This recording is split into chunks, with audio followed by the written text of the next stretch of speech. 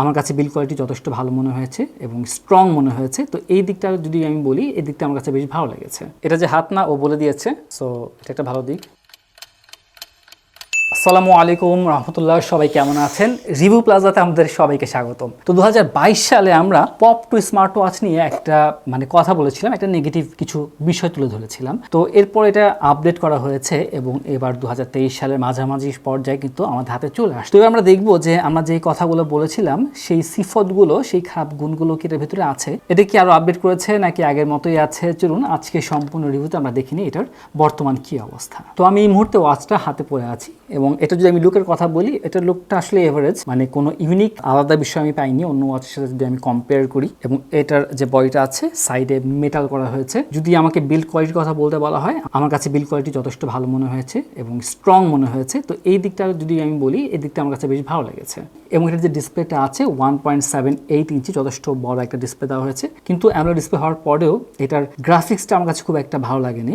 গ্রাফিক্সে হয়তো কোনো একটা দুর্বলতা আছে। যেমন আমি এই ছবিটা ওয়াচ ফেসে দিয়েছি এবং আপনারা যদি খেয়াল করেন, আমরা খালি চোখে যেটা দেখতে পাইছি, এদিক দিয়ে দেখা যায় একটু শেড তৈরি হয়, এটা গ্রাফিক্সের দুর্বলতার কারণে। এবং এটার যে বিল্ট ইন ওয়াচ ফেসগুলো আছে, ওয়াচ ফেসগুলো এতটা সুন্দর না, যার কারণে এটার যে ডিসপ্লে একটা কোয়ালিটি বলা হয়েছে অ্যামোলেড ডিসপ্লে, সেই জিনিসটা ফুটে ওঠে নাই। আর এটা যে অলওয়েজ অন ডিসপ্লেটা আছে, অলওয়েজ অন ডিসপ্লেটা মাত্র 20 মিনিট একটানা চলবে, তারপরে অফ হয়ে যাবে। তো আমি আসলে বুঝলাম না এর বেনিফিটটা আসলে কি থাকলো। আর সব থেকে অপ্রীতিকর মনে হয়েছে সেটা হচ্ছে কি, আপনার এটা যখন অলওয়েজ অন ডিসপ্লেটা অন থাকে তখন এটার ব্রাইটনেসটা খুবই কম থাকে। যখন আপনি দিনের আলোতে যাবেন কিছু একটা দেখা যায় না, আপনারা নিজেরাই দেখেন কি অবস্থা দেখা যাচ্ছে।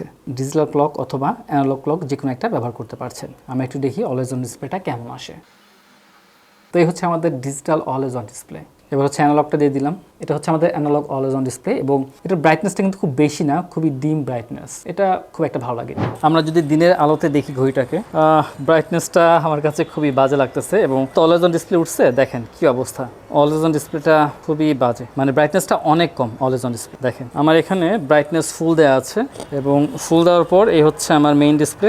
এটা মোটামুটি ঠিক আছে, কিন্তু যখন অলওয়েজ অন ডিসপ্লেটা চলে আসবে, এই দেখেন এই হচ্ছে আমার অলওয়েজ অন ডিসপ্লে। আমি যদি দেখতেই না পাই তাহলে আমার লাভটা কি হলো অলওয়েজ অন ডিসপ্লে থেকে।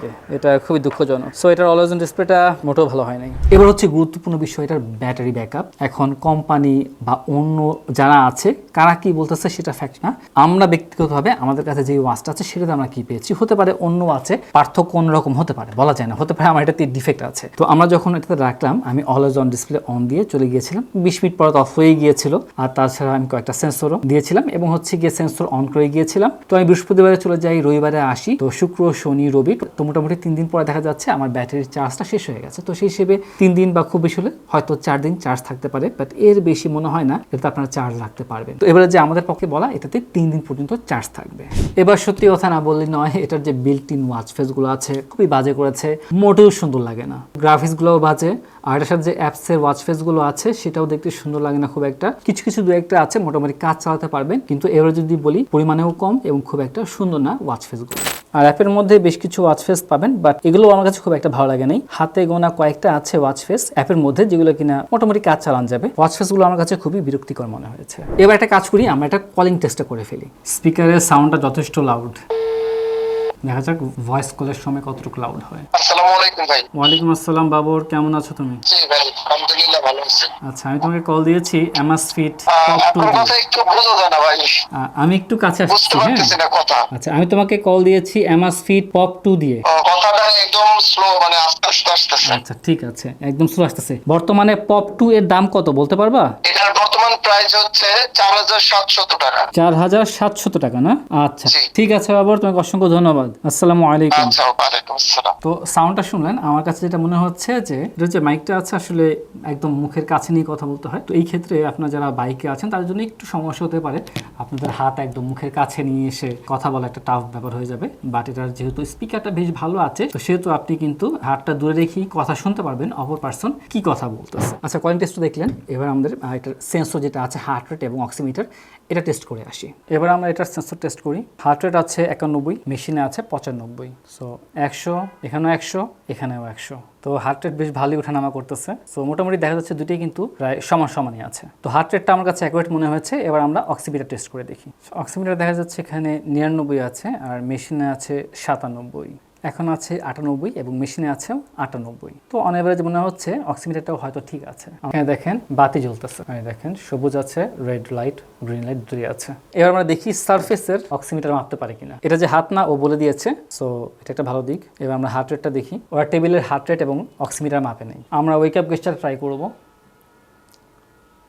হ্যাঁ, ওয়েক আপ গেস্টটা ভালো। আমরা আবারও ট্রাই করছি। হ্যাঁ, 1 2 3, নাইস। সো ওয়েক আপ গেস্টটা যথেষ্ট ভালো আছে। এটার ওয়াটার রেসিস্টেন্স হচ্ছে IP68। সুতরাং এই দামে আমার মনে হয় IP68 না হয়ে যদি 5 ATM অ্যাটলিস্ট দিত অথবা ATM 3 দিত তাহলে বেশ ভালো হতো আমার মতে। IP68টা কম হয়ে গেছে এবং এটা দিয়ে কিন্তু আপনার সুইমিং করতে পারবেন না, সাঁতার কাটতে পারবেন না, আপনার শুধুমাত্র অজু করতে পারবেন। বাদ বাকি সময় এটাকে খুলে রাখাই সব থেকে বেটার হবে। এবার আমরা এটার ওয়াকিং টেস্টটা করে ফেলি। তো এবার আমরা ইনডোর রানিং টেস্টটা করে ফেলতেছি। এখান থেকে শুরু করে দিয়েছি।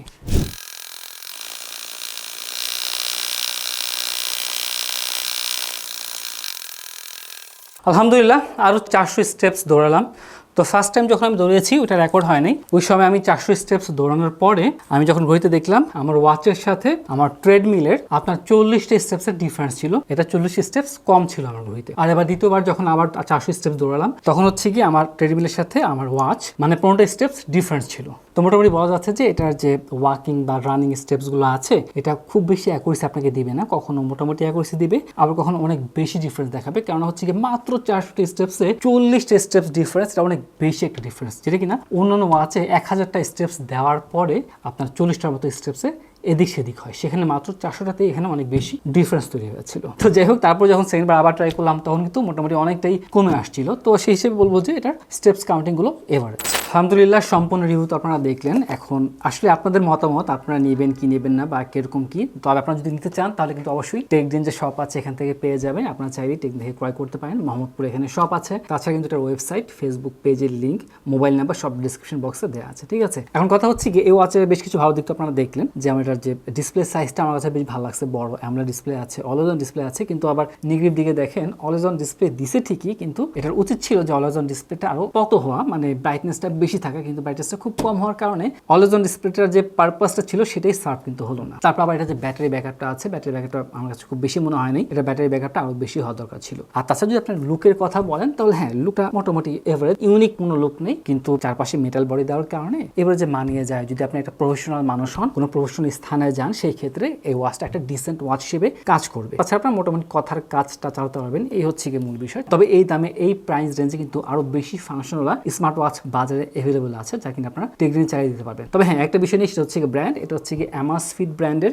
এবং মোটামুটি Amazfit ব্র্যান্ড হওয়ার কারণে মোটামুটি সবাই একটা কিন্তু ভরসার জায়গা তৈরি হয়। তবে Amazfit ব্র্যান্ড হলেও তবে ধারণা করা হয় যে এটা Amazfit কোম্পানি সরাসরি প্রোডাকশন করে, এটা থার্ড পার্টি কোনো কোম্পানি থেকে প্রোডাকশন করে নিয়েছে। এবং এর কারণ হচ্ছে কি এটার যে অ্যাপটা আছে এটা সরাসরি যে ওদের ডিরেক্ট জেব অ্যাপ সেটা না, এটা হচ্ছে কি জেব অ্যাক্টিভ অ্যাপ নামে আরেকটা ব্যবহার করে, যেটা কিনা মোটামুটি ফাংশন অনেক কিছু আমি কম দেখলাম, সেই অ্যাপটা ইউজ করা হয়েছে এই ওয়াচ। তো যাই হোক, এটা ক্রয় কি করবেন না এটা সম্পূর্ণ আপনার ইচ্ছা, তবে অ্যাজ এ ডিসেন্ট ওয়াচ হিসেবে এটা নেওয়া উচিত। তো আজকে এই পর্যন্তই। আল্লাহ তাআলা সবাইকে ভালো রাখুন, সুস্থ রাখুন। আসসালামু আলাইকুম ওয়া রাহমাতুল্লাহি ওয়া বারাকাতুহু।